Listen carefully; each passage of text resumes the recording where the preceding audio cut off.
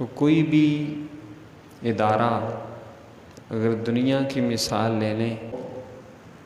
کوئی تعلیمی ادارہ ہو یا انتظامی ادارہ ہو، وہ اپنے ملازمین کے لیے یا اپنے طلباء کے لیے کچھ احکامات جاری کرتے ہیں، کچھ اصول و ضوابط طے کرتے ہیں، بناتے ہیں، اور ان کا مقصد عوام الناس، ملازمین، ریاست ہے تو ریاست کے جو شہری ہیں ان کی فلاح و بہبود ہوتا ہے،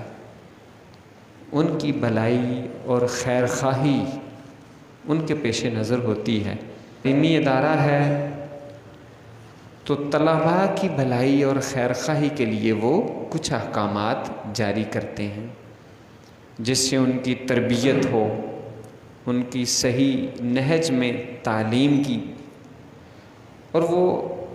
اچھے بن کر،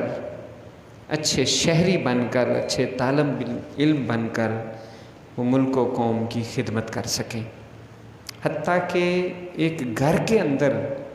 جو گھر کا سربراہ ہے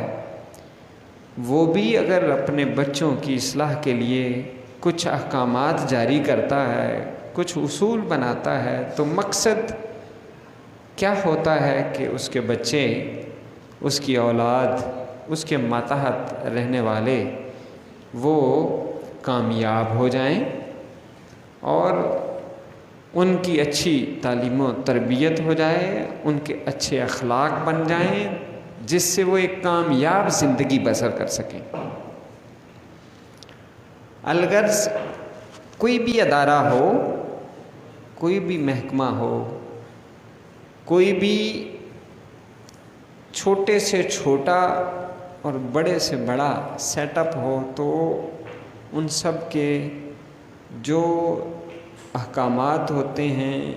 یا رولز اینڈ ریگولیشنز ہوتے ہیں وہ بھلائی اور خیر خواہی پر مبنی ہوتے ہیں۔